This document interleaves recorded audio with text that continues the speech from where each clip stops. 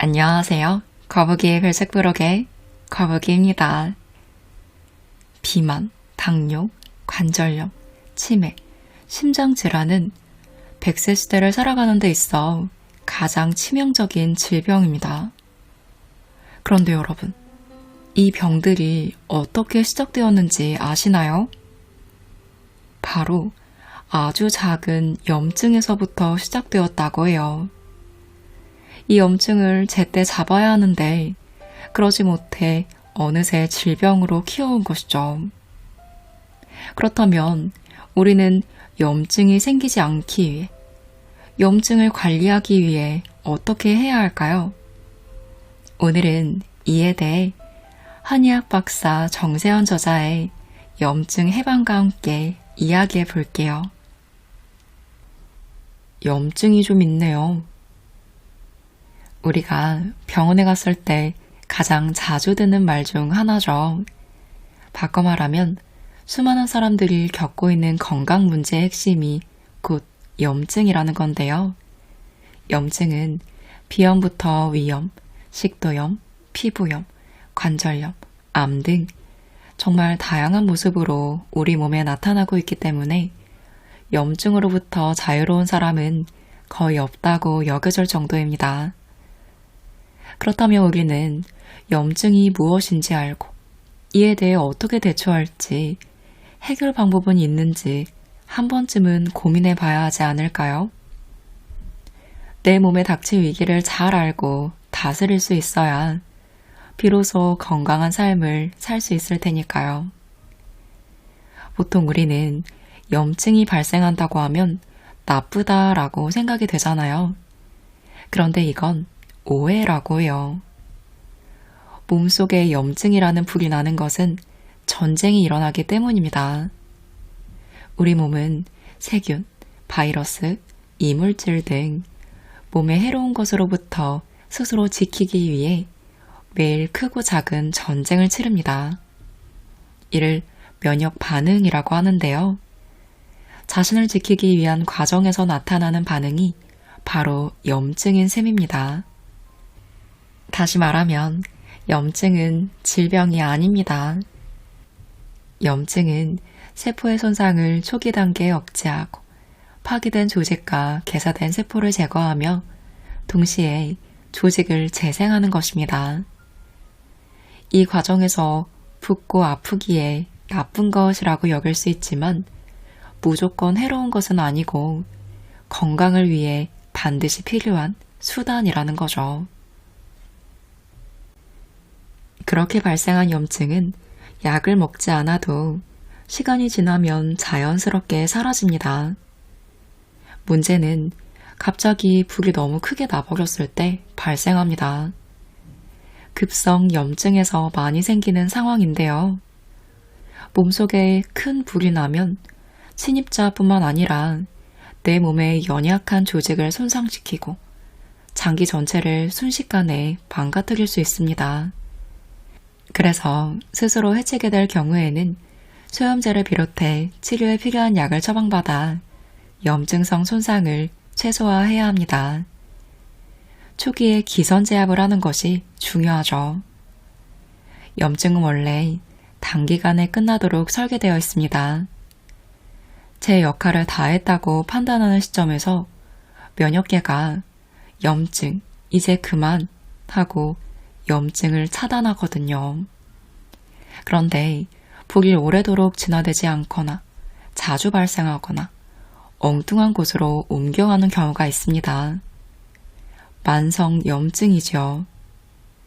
적절한 스트레스는 숙면에 도움이 되지만 만성 스트레스는 삶의 질을 떨어뜨리는 것처럼 염증은 생명을 보호하는 수단이지만 만성 염증은 건강을 위협하는 무기가 됩니다. 그렇다면 염증으로부터 해방되려면 우리는 어떤 것을 섭취하는 것이 좋을까요? 바로 섬유질을 골고루 섭취해야 한다고 해요. 염증을 없애려면 나의 면역력을 관리해야 하는데 면역력을 적절하게 조절하려면 몸속 미생물 관리를 하는 것은 필수입니다. 몸속 미생물은 면역을 강화하거나 약화하기도 하고 염증 반응을 조절하며 심지어 뇌가 기능하는 방식까지도 통제하는 등 다양한 방식으로 우리 몸의 면역과 상호작용을 하는데요. 장은 장내 미생물이 일하는 공장입니다. 미생물은 장 공장에서 먹고 자고 활동하며 건강에 매우 유리한 물질을 만들어주는데요. 따라서 우리의 면역 균형을 잘 유지하기 위해선 장을 활발하게 돌아가게 하는 것이 중요합니다. 섬유소는 장 공장을 활발하게 돌리는 아주 좋은 연료가 됩니다. 이는 충분하게 섭취하지 않으면 면역력에 문제가 발생할 수도 있다는 말인데요. 그러니 평소 섬유소가 부족하지 않도록 섭취에 꼭 신경 쓰셔야 해요. 염증에서 벗어나는 길은 일단 제대로 먹는 것에서부터 시작됩니다. 염증으로부터 해방되기 위해 섬유소에 대해 좀 더 자세히 알아볼게요. 섬유소를 식이섬유라고 부르기도 하죠. 섬유소는 크게 물에 녹지 않는 섬유소와 물에 녹는 섬유소로 나뉩니다. 물에 녹지 않는 섬유소는 부룡성 식이섬유라고 하는데 리그닌, 키틴, 셀룰로스 등이 여기에 속합니다. 셀룰로스가 풍부한 대표적인 식품이 새빨간 대추의 껍질인데 말린 대추를 통째로 물에 넣고 끓이면 부룡성 식이섬유인 셀룰로스 때문에 속에 있는 유효 성분들이 잘 우러나지 않습니다. 그래서 대추로 차를 끓이거나 약재로 사용할 때는 반드시 찢어서 물에 넣고 끓여야 합니다. 대추 껍질처럼 우리가 일반적으로 먹지 않고 먹이는 알록달록한 과일 껍질은 대부분 부룡성 식이섬유가 풍부합니다. 뿐만 아니라 샐러리 등 각종 나물의 질긴 부분이나 우엉, 양배추, 브로콜리 같은 채소, 흰쌀 밀가루를 제외한 현미, 팥, 귀리 같은 통곡물에도 부룡성 식이섬유가 많이 들어있습니다.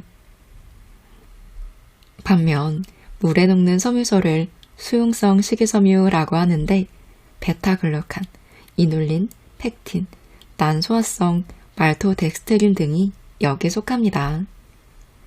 수용성 식이섬유가 풍부한 음식으로는 귤, 바나나, 사과, 자두, 살구 등의 과일과 미역, 다시마 등의 해조류, 버섯 등이 있습니다. 곡류 중에는 보리의 베타글루칸이 가장 많습니다. 섬유소 중 장내 미생물의 먹이가 되는 것은 주로 수용성 식이섬유인데요.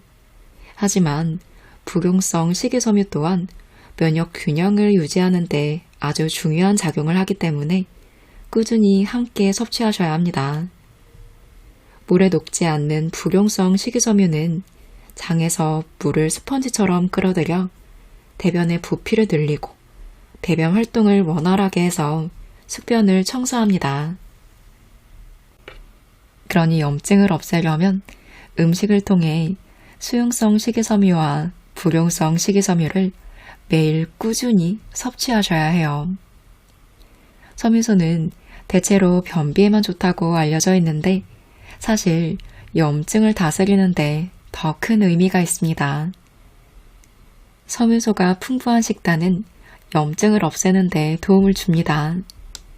현미밥 한 공기에는 6.7g, 검은콩 2큰술에는 5.2g, 양배추 70g에는 5.7g, 작은 크기의 배는 5.5g, 중간 크기의 바나나에는 대략 3.1g의 섬유소가 포함되어 있습니다. 현미밥이나 잡곡밥, 샐러드 또는 나물 반찬을 작은 그릇으로 2-3접시, 과일 1의 분량을 하루 2번 정도 섭취하면 하루에 챙겨야 할 섬유소를 충분히 섭취할 수 있습니다. 마지막으로 섬유소 섭취에 주의할 점이 있는데요.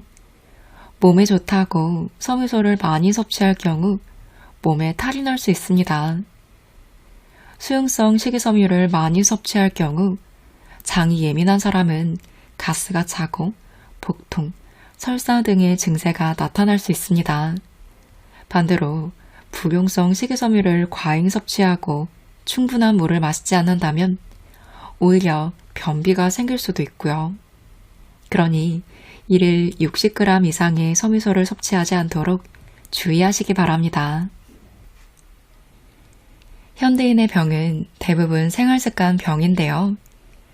식습관을 비롯해 일상의 습관들이 병을 만들고 키우기 때문입니다. 만성 염증도 예외는 아닙니다.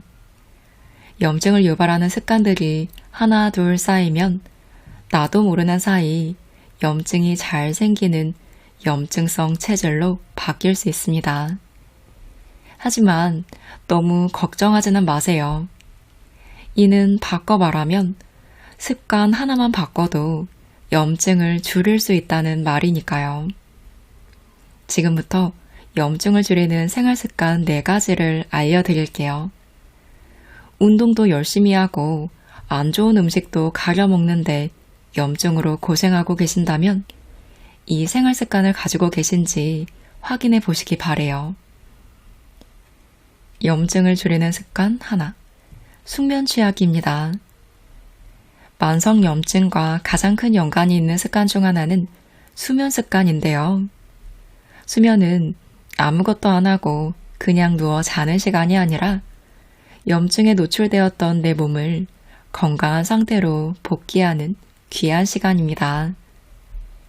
숙면을 취하지 못할수록 염증이 잘 생기는 체질이 될 수 있습니다.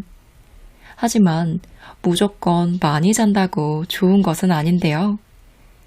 숙면을 취하고자 한다면 7시간 정도가 가장 좋다고 해요. 수면도 습관인 거 알고 계시죠? 수면 시간을 일정하게 유지하면서 때가 되면 잠이 오고 때가 되면 깨어날 수 있도록 생체 시계를 잘 관리하는 것이 중요합니다. 염증을 줄이는 습관 2. 자주 움직이세요. 염증을 부르는 또 다른 습관은 오랜 좌식 생활입니다. 우리 몸은 팔다리를 움직이며 근육이 수축 이완이 될 때 노폐물이 쌓이지 않고 쉽게 배출되는데요. 많은 분들이 종일 앉아서 일하고 계시죠. 평소 오래 앉아 지낼 수밖에 없다면 일주일 5회 이상의 운동은 필수입니다. 하지만 만성 염증에 시달리는 분들은 운동 횟수보다 중요한 것이 있습니다. 바로 틈새 움직임입니다. 내내 앉아서 생활하다가 하루 1시간 운동만으로 움직임을 끝내기보다는 50분 앉기와 10분 움직이기를 반복하는 것이 원활한 순환을 유지하는 데 훨씬 효과적입니다. 그러니 짬짬이 일어나서 걷거나 스트레칭을 꼭 하세요. 이 활동은 염증 물질의 배출을 촉진시키고 뇌의 피로와 마음의 스트레스를 푸는 방법입니다. 틈새 운동 꼭 공략해 보세요. 염증을 줄이는 습관 3. 스트레스를 키우지 않기입니다. 스트레스 왜 안 나오나 하셨죠? 물론 스트레스는 빠른 시일 내에 해결하기가 어렵습니다. 하지만 같은 스트레스도 어떻게 받아들이느냐에 따라 에너지를 갉아먹으며 병을 키우는 부정적 디스트레스가 될 수도 있고 반대로 면역세포를 활성화시키고 염증을 다스리는 긍정적인 유스트레스가 될 수 있습니다.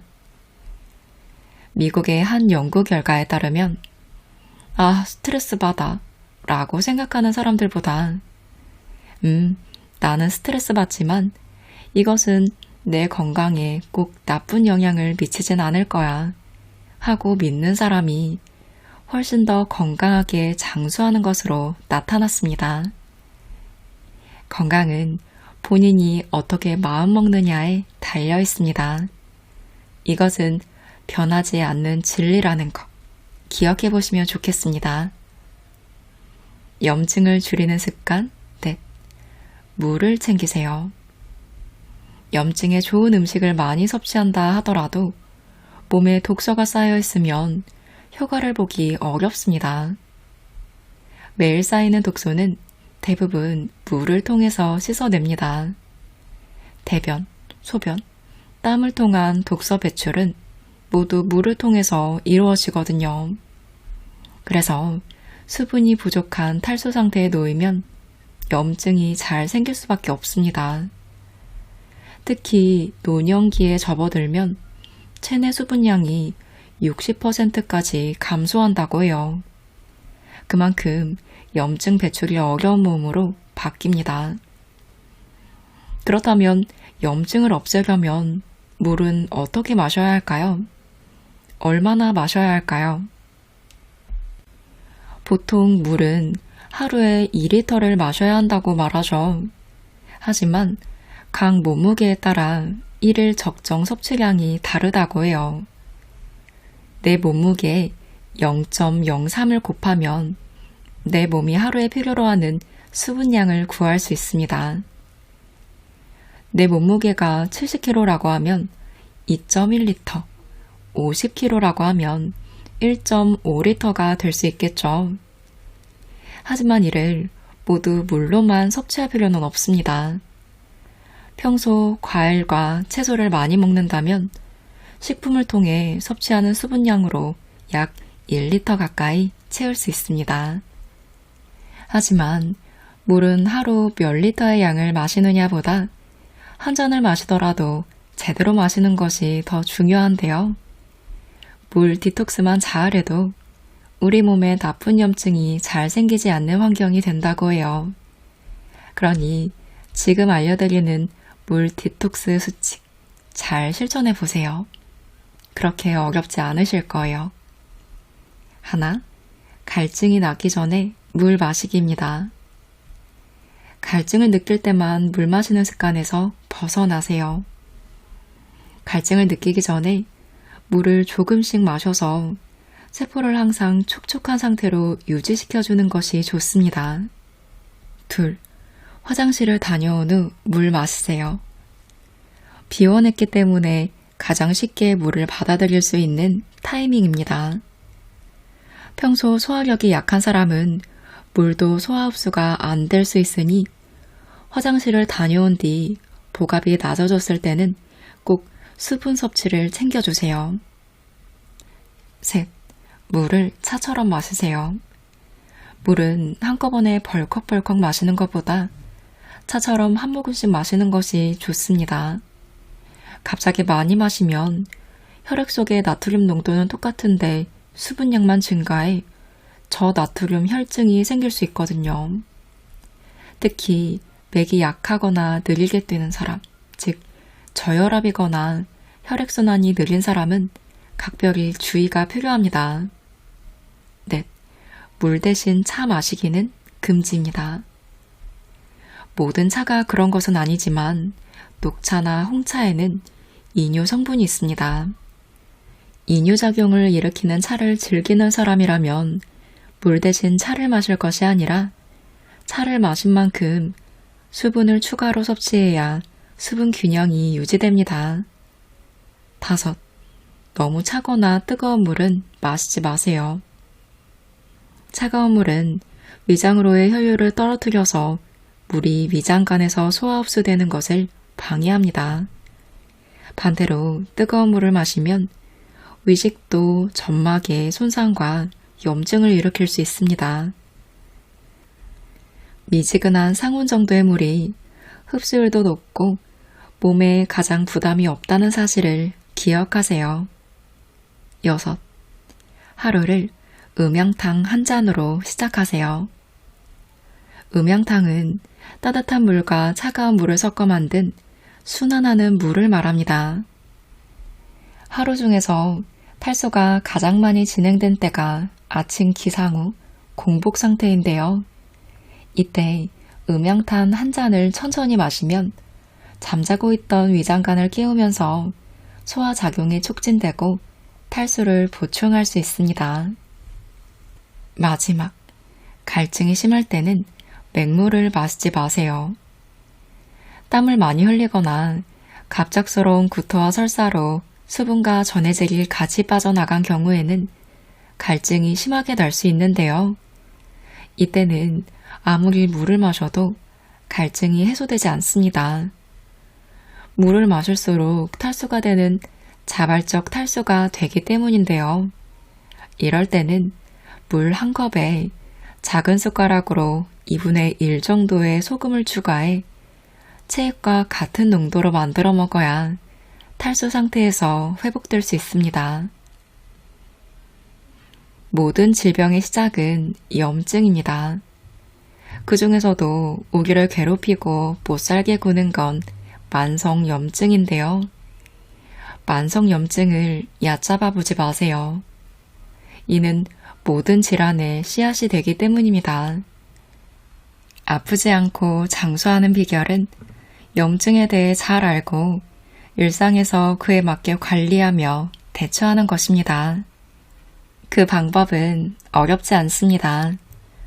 평소 불필요한 염증이 생기지 않게 좋은 습관을 들이거나 염증이 오래가지 않도록 관리만 잘해도 여러 질환을 두루두루 예방할 수 있으니 내 몸의 염증을 잘 다스려 보시기 바랍니다. 오늘은 정세현 저자의 염증 해방과 함께 염증에 대해 알아봤습니다. 저자는 음식의 가능성을 연구하는 식치 전문가이자 한의학 박사세요. 이분이 한의사가 된 스토리가 있는데요. 그녀는 어릴 적 오스트리아에서 보내며 나쁜 생활습관과 식습관으로 폐렴에 걸렸어요. 이때 병원에서 약이 아닌 캐모마일 차를 처방받았다고 해요. 그리고 일주일 만에 병이 호전되는 경험을 하고 음식에 대해 관심을 갖게 된 거죠. 그 후로 다양한 음식과 건강에 대해 연구하는 한의사가 되었는데요. 계기와 목적이 확실했으니 그만큼 연구도 많이 하셨겠죠. 그 마음이 고스란히 염증 해방 책에 전달되었다라는 생각이 들었어요. 책에는 우리 몸 염증에 대한 정보가 정리되어 있는데요. 의학 용어가 없는 건 아니지만 최대한 독자들이 이해하기 쉽게 쓰셨고 염증이 생기지 않는 체질이 되기 위해 어떤 생활을 하고 어떤 음식을 섭취해야 하는지 정말 자세하게 나와 있어요. 마지막에는 염증을 다스리는 음식 레시피와 사진도 함께 다양하게 정리가 되어 있어서 책이 참 정성스럽다라는 생각이 들어 기분 좋고 유익하게 읽었습니다. 오늘 함께한 내용을 참고해 여러분이 염증이 생기지 않는 체질이 되고 병 없이 장수하시길 바라며 영상 마무리합니다.